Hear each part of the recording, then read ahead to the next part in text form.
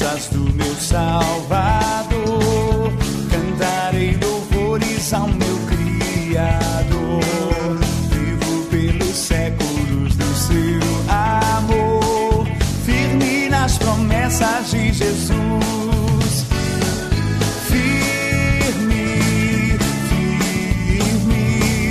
Firme nas promessas de Jesus, meu mestre.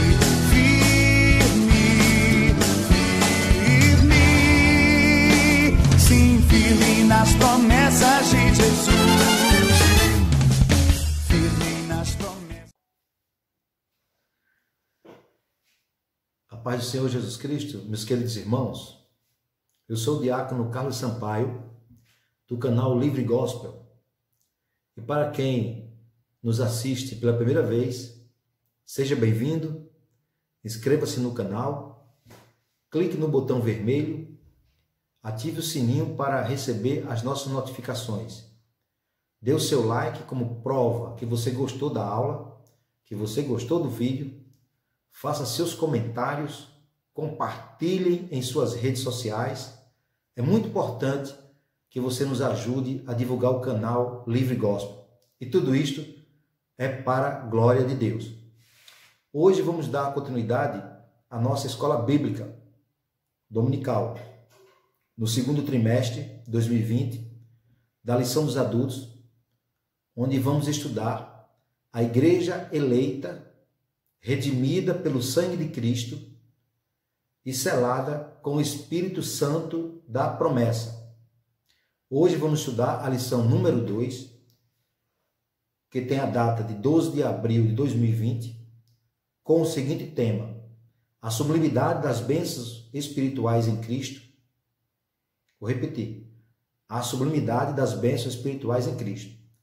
Faço questão de lhe informar que as videoaulas anteriores estão disponíveis na playlist EBD Canal Livre Gospel, em nossa biblioteca.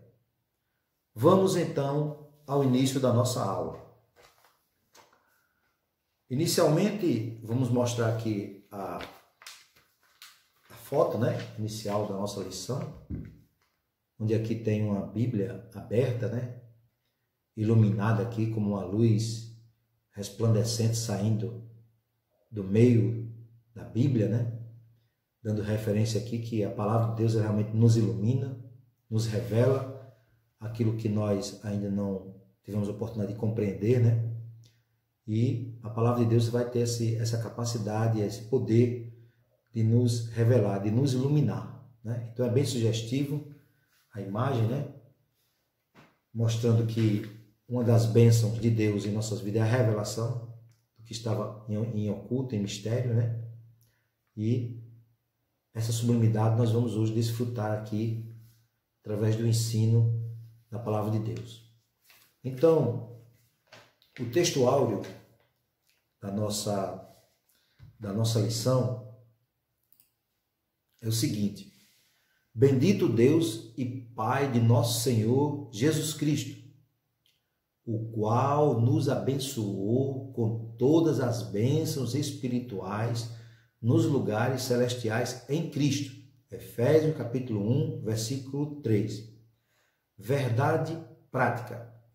Deus nos elegeu em Cristo antes da fundação do mundo, para que desfrutássemos das bênçãos espirituais. Então está aí.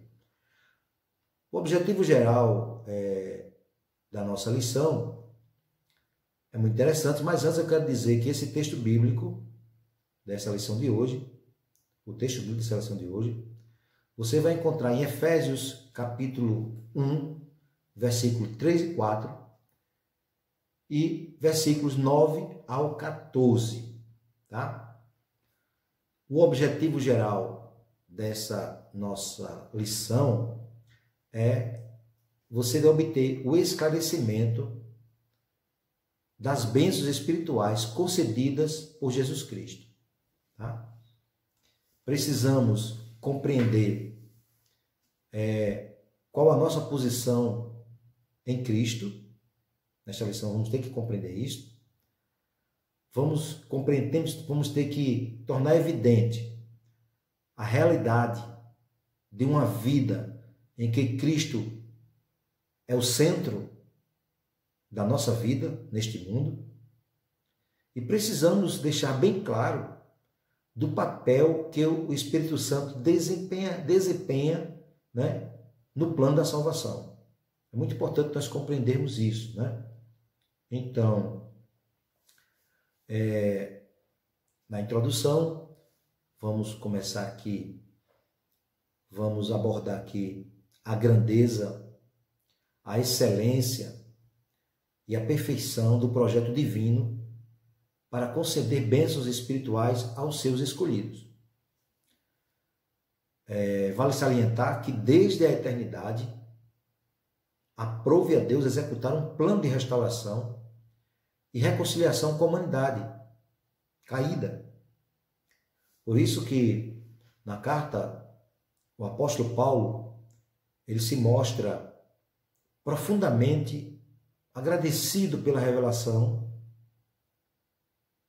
desse mistério que estava oculto desde os primórdios, desde todos os tempos.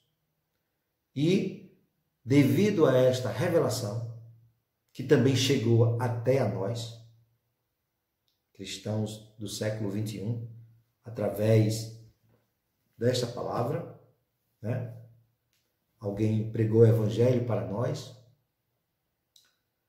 e Paulo nos convida, por causa dessa revelação, a nós todos louvarmos e glorificarmos a Deus pela sua bondade, pela sua infinita misericórdia para com todos os pecadores que não tinham o direito, não tinham mérito algum a obter a salvação eterna. Então, vamos centralizar o nosso pensamento, a nossa ideia, que essas bênçãos que hoje nós desfrutamos, né? Temos a oportunidade de alcançar uma eternidade feliz, que essas bênçãos, elas foram nos concedidas em Cristo Jesus. Não é mérito nenhum nosso. Então, primeiro tópico, vamos tratar aqui da nova posição em Cristo. Todos nós sabemos como era o nosso passado. Estávamos condenados à perdição eterna, à morte eterna. Essa é a nossa condição. Destituídos, separados da comunhão e da glória de Deus. Então, por sua infinita graça, Deus nos outorgou em Cristo o privilégio da salvação. Então, no primeiro versículo, Paulo, ele faz uma verdadeira adoração, um verdadeiro louvor, um cântico a Deus, né? Ele apresenta uma sequência de palavras, né, que se caracteriza numa verdadeira adoração e reconhecimento da bondade de Deus. Se você ler o capítulo 1, do 3 ao 14 de Efésios, você vai ver logo de cara essa adoração, ele reconhecendo.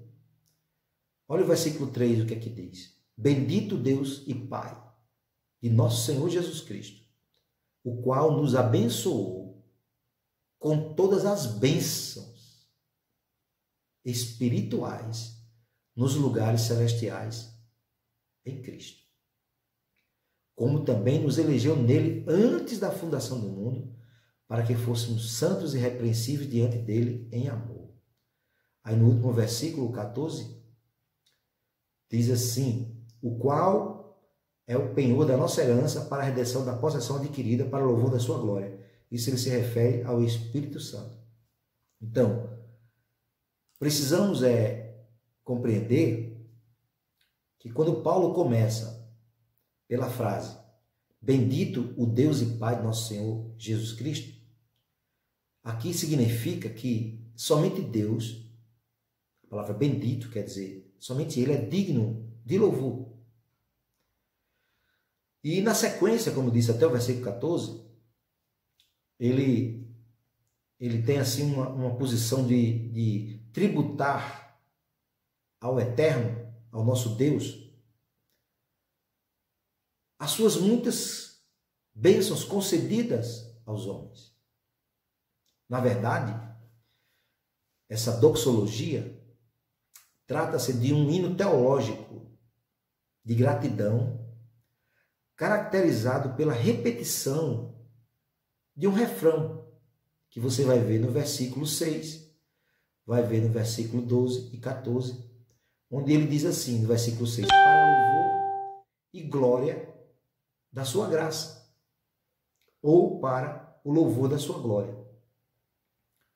Aquele ao qual devemos o quê? Adorar.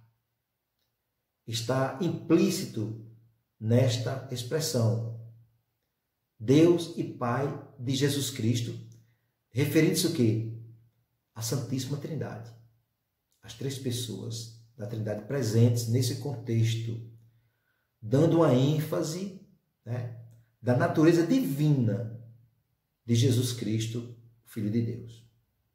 Então é muito maravilhoso nós entendermos esse sentimento. Esse sentimento também tem que estar dentro do nosso coração. Que coisa maravilhosa, meus irmãos. Nós temos esse reconhecimento que nosso Deus é digno de louvor e glória por ele nos ter outorgado a salvação, algo que nós não merecíamos, né? E Paulo ele reconhece, ele deixa claro, né? Ele deixa claro, porque completando o versículo 6, quando ele diz para louvor da glória de sua graça, ele completa e diz pela qual, que é a graça, né, nos fez agradáveis a si, no amado. Então, o nosso Deus, ele mesmo proporcionou essa possibilidade de nos tornarmos agradáveis a ele mesmo, por intermédio de Jesus Cristo. Então, o item 2, que fala sobre as bênçãos espirituais, ele fala aqui sobre bênçãos espirituais. Então, deixa bem claro aqui que não tem nada a ver com bênçãos materiais. Porque aqui ele fala de bênçãos espirituais que são provenientes dos lugares celestiais. Isto é, de um reino espiritual. Então, essas bênçãos, elas são, ao longo da carta, elas são mencionadas. Por exemplo, tipo no versículo 3 ao 14, do capítulo 1, diz assim no versículo 4, que Deus nos elegeu para sermos santos, Deus nos predestinou para sermos filhos, como eu citei no versículo 6, nos fez agradáveis para si, remiu-nos, libertou-nos, né, por meio do seu sangue, no caso Jesus, o sangue de Cristo, acolheu-nos por sua vontade redentora. Deus teve no seu coração essa vontade de nos redimir, de nos libertar. E o mais importante, revelou-nos, né? Revelar aqui se trata de algo que estava oculto, que estava escondido. Ninguém tinha acesso. E ele revelou os mistérios, né, da salvação através da sua palavra, a palavra da verdade. E além do mais, além de nos revelar, ele nos selou com o Espírito Santo da promessa. Nós estamos selados, estamos marcados, né? Entendeu? E ainda nos garantiu que a validade dessa promessa, tá? Então, meus irmãos, essas bênçãos, elas são provenientes de Deus, que foi Ele que planejou tudo isto, a redenção que Jesus Cristo realizou por nós, por nossas vidas, lá na cruz do Calvário, e também o Espírito Santo presente nesse processo que garante que essas bênçãos nos extinguem a nós reconhecermos que somente Deus é bendito, somente o nosso Deus é digno de toda honra, toda glória e todo louvor. Glória a Deus. Então, no item 3, nos mostra que depois desse conhecimento, nós agora temos uma nova condição. Nós agora temos uma nova condição. A velha condição nos conduzia o quê? À morte. O estado que nós nos encontrávamos nos levava à morte eterna, à perdição eterna.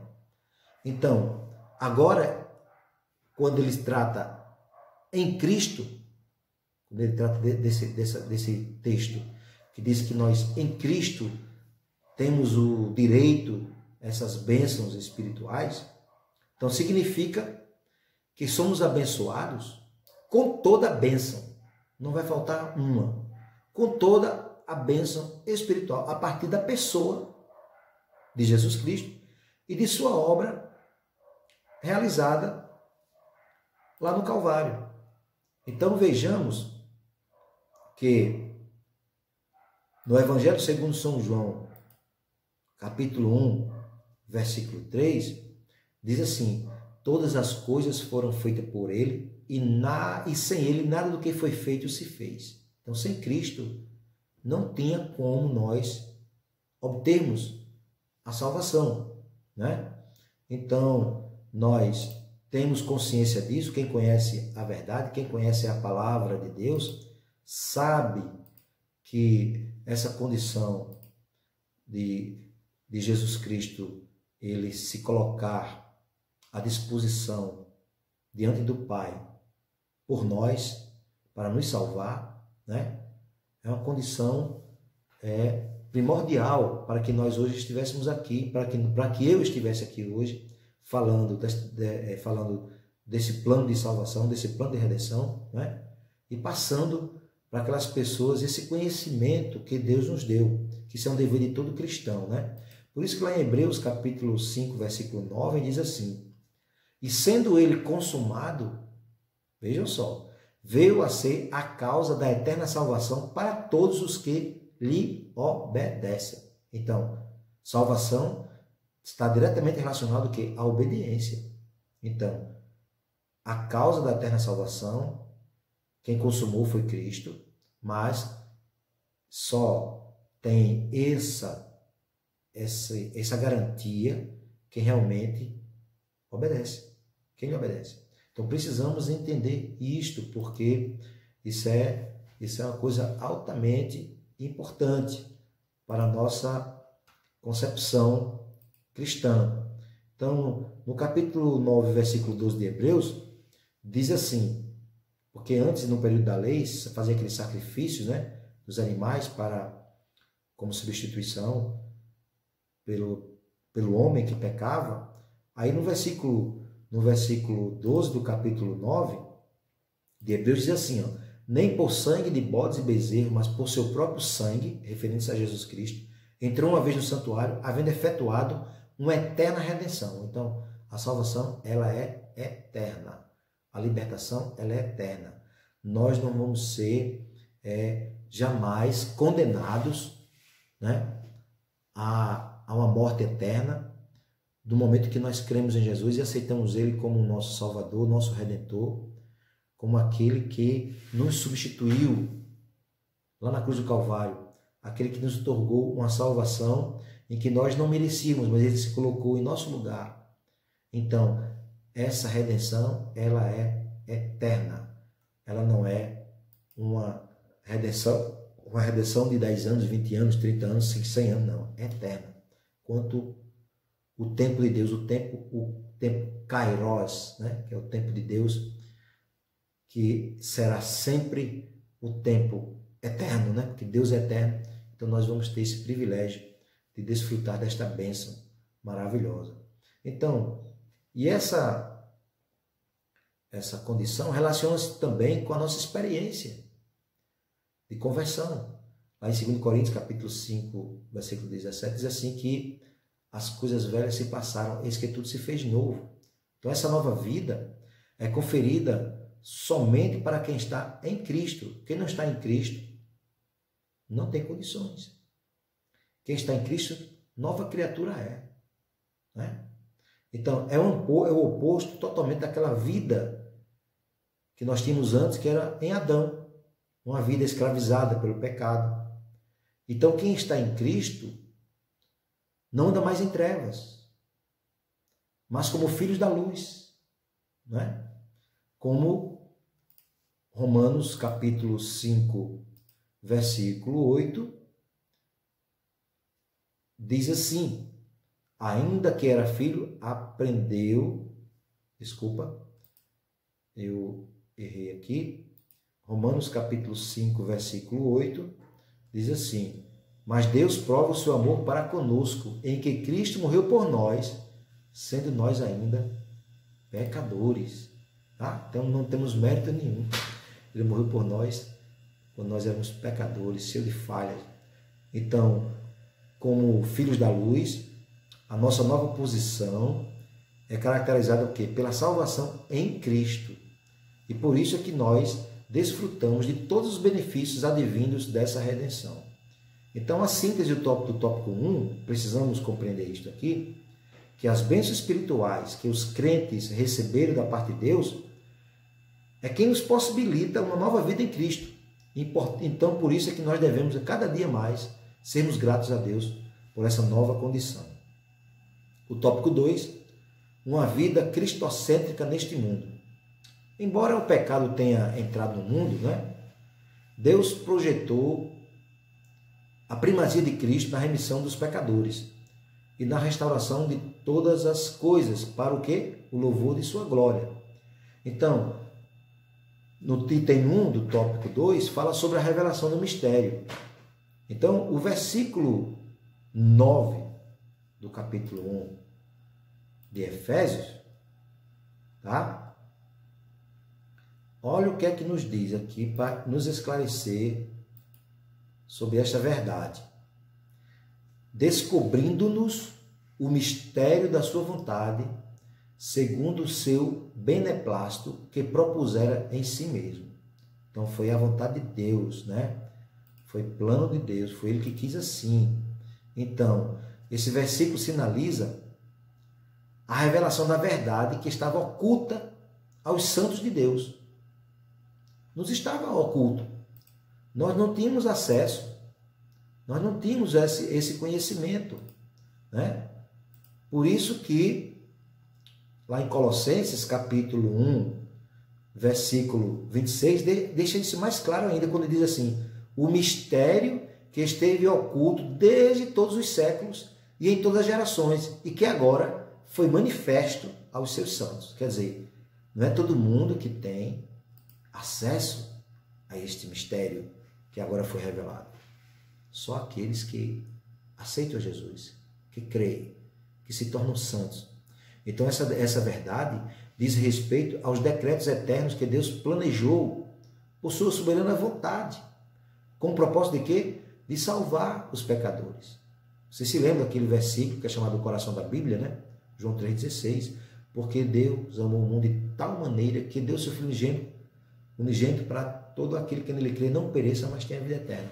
Então essa vontade divina é revelada segundo o seu beneplácito, segundo a sua vontade, segundo a sua bondade, de acordo com aquilo que realmente lhe agrada, né? Quer dizer, Deus fez isso por amor e por misericórdia. Então, Deus é soberano, né? E Romanos, capítulo 9, versículo 15 e 16, olha o que é que nos diz aqui, ó. Presta atenção, o 15 e 16. Pois diz a Moisés: compadecer-me-ei de quem me compadecer, e terei misericórdia de quem eu tiver misericórdia. Assim, pois, isto não depende do que quer, nem do que corre, mas de Deus que se compadece. Então, não dependeu nada do homem esse plano de salvação. Foi Deus. Deus se compadeceu de cada um de nós, né? Nós, humanos, estávamos no caminho da perdição, e Deus, por sua misericórdia, aprove a Ele agradou a ele fazer dessa maneira. Então sua vontade foi executada conforme aquilo que ele designou, por intermédio do seu Filho Jesus, para que Jesus Cristo tivesse toda a preeminência, né? É como lá em Colossenses diz que em Jesus Cristo, né? Em Jesus Cristo, Colossenses capítulo 1, versículo 16, diz claramente, né? Que em Jesus Cristo, nele foram criadas todas as coisas, que há nos céus e na terra, visíveis e invisíveis, sejam tronos, sejam dominações, principados, potestades, tudo foi criado por ele e para ele. E ele é antes de todas as coisas, e todas as coisas subsistem por ele, né? Todas as coisas subsistem por ele. Então, no versículo 15 dá completa que Jesus Cristo ele é a imagem do Deus invisível, o primogênito de toda a criação. Então, coisa maravilhosa, né? Então, no item 2 agora, que fala sobre a plenitude dos tempos, Paulo aqui quer nos mostrar que o plano divino foi fazer convergir em Cristo todas as coisas. Isso inclui tudo que foi criado por Cristo, para Cristo e que subsiste em Cristo. Implica dizer que todo o universo, céus e terra, estarão submissos à autoridade e soberania de Jesus Cristo. Isso nós podemos confirmar lá em Romanos capítulo 14, no versículo 11, que diz claramente, fortalecendo o que Paulo diz aqui em Efésios, né? Então veja bem, porque está escrito, como eu vivo, diz o Senhor, que todo joelho se dobrará a mim e toda língua confessará a Deus, tá? Então veja bem, então a autoridade está em quem? Em Jesus, né? Nesse sentido, a ruptura provocada pelo pecado de Adão, ela é totalmente restaurada em Cristo. Essa declaração não quer dizer com isso que ela tem um caráter universal, quer dizer que no fim todos serão salvos, não. Isso não quer dizer isso, né? Mas que no fim será tudo como Deus planejou.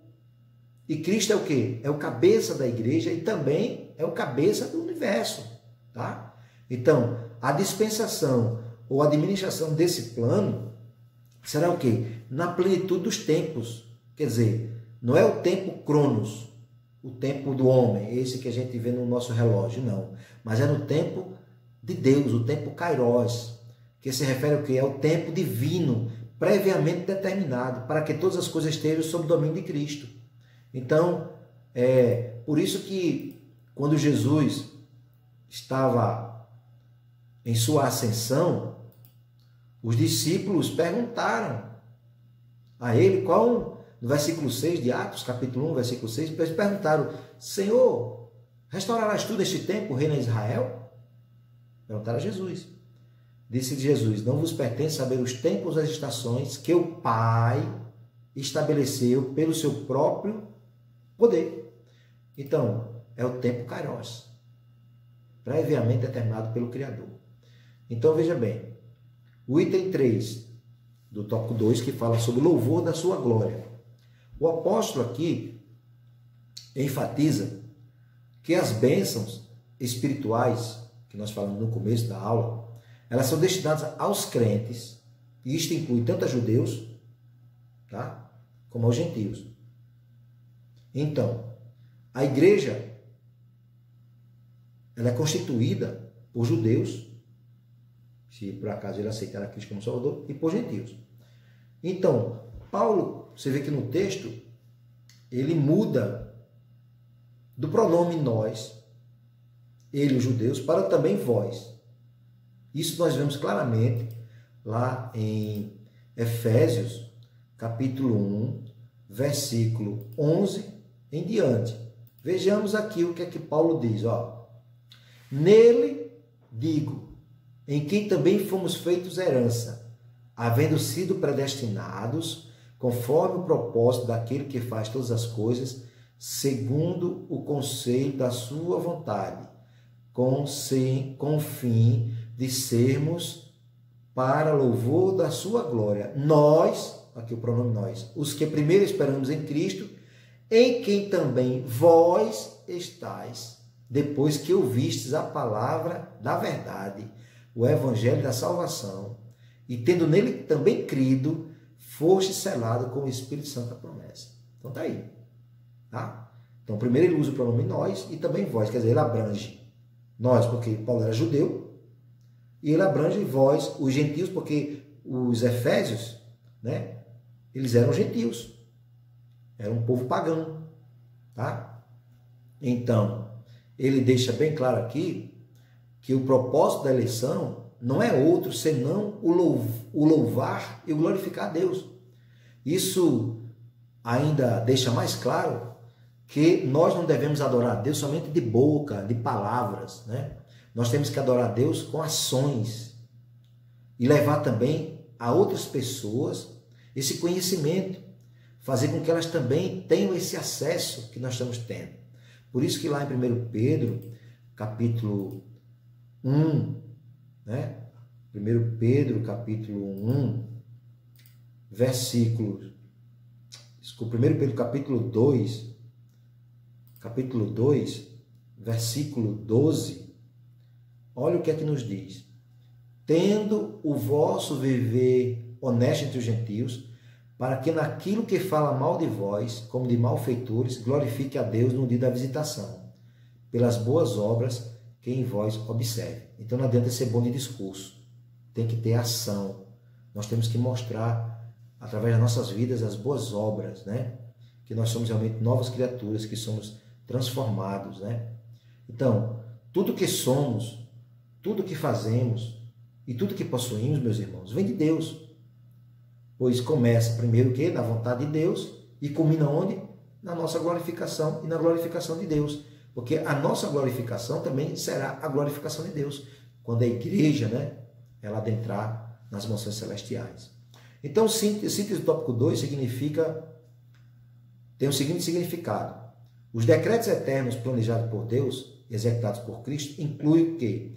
A salvação dos pecadores e restauração de todas as coisas. Não é só a restauração do homem, mas de toda a criação, de tudo aquilo que Deus criou, né? Então, precisamos compreender isso, reconhecer isso, a importância que Jesus tem, né, em nossas vidas. Que as pessoas acham que só pelo fato de crer em Jesus, de crer em Deus, intelectualmente é suficiente. Não, não. Precisamos de ações, atitudes, que corroborem com essas nossas palavras, que corroborem com aquilo que nós falamos, que testemunhamos né, oralmente para as pessoas. Então, o tópico 3 e último, né? O Espírito Santo, penhor da nossa herança. Então, o Espírito Santo, no processo da salvação, no plano salvífico, ele desempenha um importante papel que também foi idealizado pelo Pai. Então, como eu disse no início, a palavra doxologia, né, que ela tem o seguinte significado, doxa quer dizer glória e logia, palavra, é uma manifestação de louvor e enaltecimento a Deus através das expressões Deus seja louvado, aleluia. Então, a doxologia, essa glória que nós damos, ela não pode estar separada da verdadeira adoração. E a verdadeira adoração ela está vinculada a um testemunho, né, de vida com frutos do Espírito Santo, de uma vida alinhada com Deus, em que reflita o caráter de Cristo.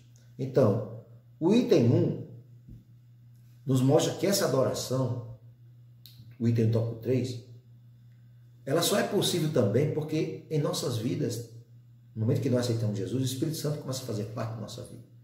E ele nos condiciona, nos induz a nós adorarmos, a nós cultuarmos, a nós sermos obedientes. O Espírito Santo sempre está falando conosco. Às vezes até mesmo ele ora por nós com gemidos inexprimíveis. Então, aquele que ouve a palavra de Deus, o Evangelho da Salvação, que pela fé se rende a Cristo, imediatamente ele recebe o selo do Espírito Santo no momento da conversão. Tá? Onde é que nós podemos ver essa verdade na palavra de Deus? Lá na carta de Paulo a Tito, capítulo 3, versículo 5 e diante, que diz assim, ó, não pelas obras de justiça que houvéssemos feito, mas segundo a sua misericórdia, nos salvou pela lavagem da regeneração e da renovação do Espírito Santo, que abundantemente ele derramou sobre nós, por Jesus Cristo, nosso Salvador, para que, sendo justificados pela sua graça, sejamos feitos herdeiros segundo a esperança de vida eterna. Então, o que acontece? Nos tempos antigos, primeiros bíblicos, o selo era usado como sinal de propriedade e posse pessoal. Por exemplo, um animal, aqui mesmo no Nordeste, aqui em São Miguel, quem tem propriedade, tem muito gado, ele ferra os animais com as iniciais do seu nome, né? Por exemplo, meu nome é Carlos Aurélio Sampaio. Então, se eu tivesse um animal aqui, muito gado, né? Para ninguém ter a oportunidade de se apropriar indevidamente, eu ia lá mandar ferrar o animal com as minhas iniciais, CAS. Então, quem visse aquele animal com as minhas sinais, com o brasão que eu fazia ali, sabia que aquele animal era de minha propriedade. Então, conosco no sentido espiritual, não é diferente. No momento que nós aceitamos a Jesus Cristo, nós somos o que? Selado. Somos marcados, né? Como uma forma de nós sermos identificados que nós pertencemos a quem? A Cristo. E o Espírito, ele testifica, né?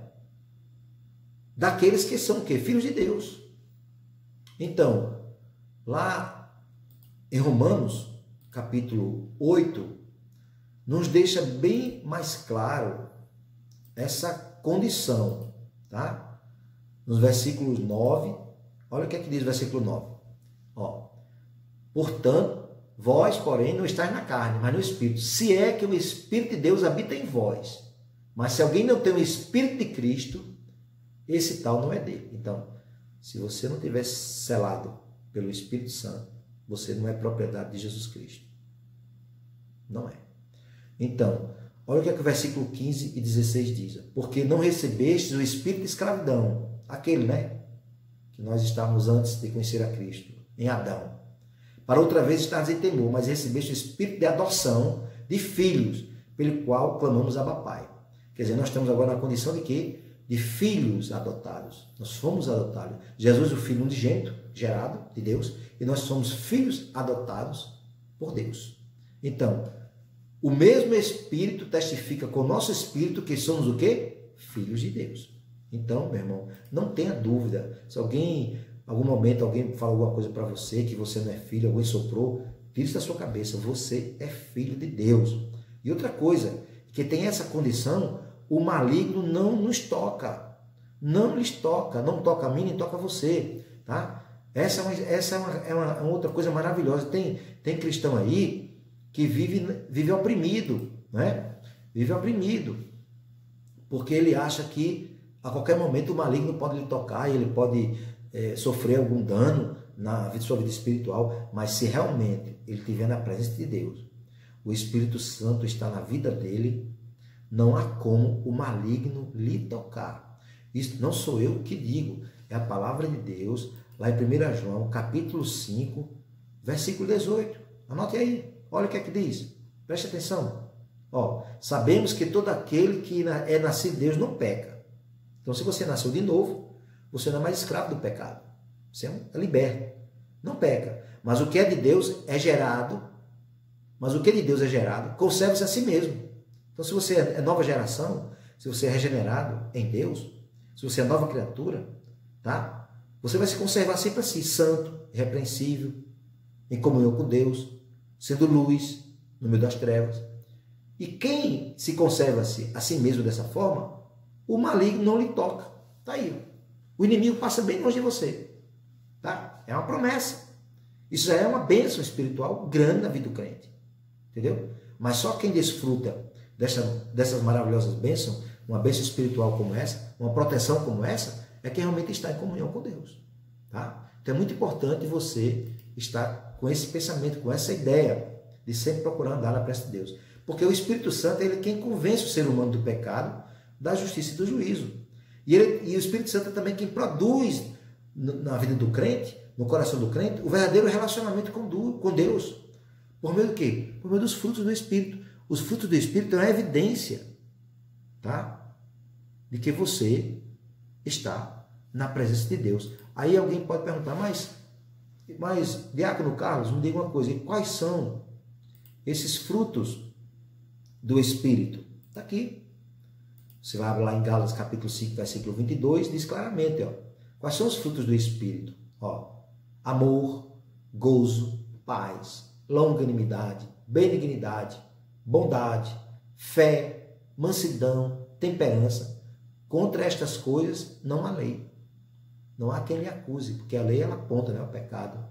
Ela está sempre apontando. A lei ela era as ordenanças que mostrava o pecado. Ela estava ali, sempre presente. Então, quem está no Espírito, em comunhão com o Espírito Santo, em comunhão com Deus, em comunhão com Jesus Cristo, e ele, na sua vida, há as evidências dos frutos do Espírito, não há condenação para ele, não há lei nenhuma contra ele. Não há lei nenhuma que vai, né, condená-lo. Então, precisamos compreender isso claramente. Então, o item 2 do tópico 3, né, diz o seguinte: o penhor da nossa herança. Essa palavra penhor, acho que é muito conhecida por nós, né, porque ela é traduzida como depósito. É uma palavra de origem que nessa carta de Efésios é usado um termo em grego chamado arrabon, que quer dizer depósito, penhor, garantia. Por exemplo, você tomou um dinheiro emprestado, aqui na prática, para você entender. Então, o que acontece? Aí você não tem assim, quem lhe empresta precisa de ter uma garantia. Ele disse, rapaz, eu lhe empresto tanto, 10 mil reais. Mas você tem o que para me dar uma garantia que caso você não consiga o dinheiro no tempo que nós combinamos aqui, para que você possa me dar uma garantia desse dinheiro? Ele disse, rapaz, eu tenho uma moto ali que vale 10 mil reais. Pronto. Aí ele vai passa um documento dizendo que caso ele não pague no dia tal, estipulado, a moto é dada como garantia para pagar aquele valor que ele tomou emprestado. É mais ou menos assim. Então essa palavra, né, além de ela ter esse sentido de garantia, ela também tem esse sentido de primeira parcela. Primeira parcela. Como assim primeira parcela? Vejamos. Você vai entender aqui. Efésios capítulo 1, versículo 14, diz assim, presta atenção, versículo 14, ó, o qual é o penhor da nossa herança para a redenção da possessão adquirida para louvor da sua glória. Tá vendo aqui, ó, penhor da nossa herança, tá? Penhor da nossa herança. É uma garantia que a nossa herança nós vamos ter, tá? Então essa é a garantia. Então essa palavra, como eu falei, penhor, garantia, que era utilizada nas transações comerciais para assegurar o preço ou garantir o pagamento de algo. Paulo aqui quer nos ensinar que o Espírito Santo, ele é o depósito que garante a nossa herança em Cristo. Tá? Como assim? 2 Coríntios capítulo 1, 2 Coríntios capítulo 1, versículo 21 e 22, nos diz o seguinte, presta atenção. Mas o que nos confirma convosco em Cristo e o que nos ungiu é Deus, o qual também nos selou, ó, Deus nos selou e deu o penhor do Espírito em nossos corações. Tá? Isso significa que aquele que tem o selo do Espírito Santo tem o quê? A salvação garantida. Tá? Isso não quer dizer que o crente está salvo para sempre, independente de sua conduta, mas que a redenção ela está validada. Tá? Aos eleitos em Cristo que permanecem o quê? Fiéis. Então, enquanto você estiver permanecendo fiel na presença de Deus, enquanto você estiver em comunhão com Deus, você está lá com o selo lá. O selo que lhe dá a garantia de salvação. A garantia de vida eterna. Então, você precisa, né, compreender isto. Porque a síntese do tópico 3, ela esclarece mais ainda quando ela diz que o Espírito Santo, ele faz morada na vida daqueles que recebem a salvação, os identifica como pertencentes a Cristo, na forma identificada, e lhes garante o quê? A vida eterna.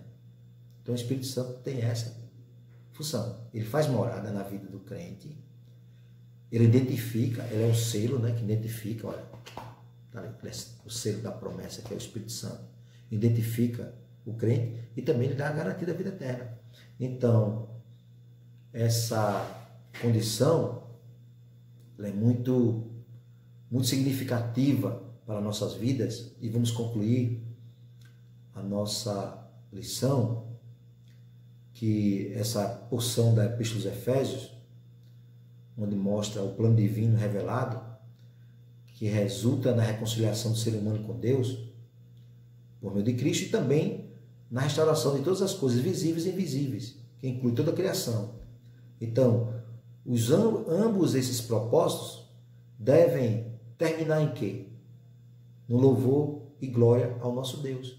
Nós devemos glorificar Deus todos os dias, todos os minutos, todos os segundos, por essa maravilhosa, porque nós sabemos, por essa maravilhosa salvação, por essa maravilhosa condição, porque na plenitude dos tempos, todo projeto de Deus, todo desígnio de Deus estará e será plenamente executado. E nós estamos, os crentes fiéis, estamos incluídos nesse processo, nesse desígnio de Deus, né? Então, é muito importante que nós compreendamos isto, porque precisamos a cada dia mais alimentar a nossa vida com a palavra de Deus, alimentar a nossa fé, andarmos em comunhão, convidarmos sempre o Espírito Santo a fazer parte da nossa vida, que Ele nunca se entristeça conosco, porque Ele é o selo, Ele é a nossa garantia, é Ele que nos identifica que nós somos propriedade peculiar de Deus, Ele que nos identifica, e naquele grande dia, quando Jesus voltar, não seremos confundidos, né? Que imediatamente estaremos ali com a marca da promessa em nossas vidas, né? Estaremos ali selados com o Espírito Santo, identificados, e haveremos de morar com o Senhor eternamente. Que Deus nos abençoe. Até a próxima aula, se assim Deus nos permitir. Não se esqueça, dê o seu like se você gostou, inscreva-se no canal e vamos fazer o canal Livre Gospel crescer para a honra e a glória de Deus. Até a próxima aula.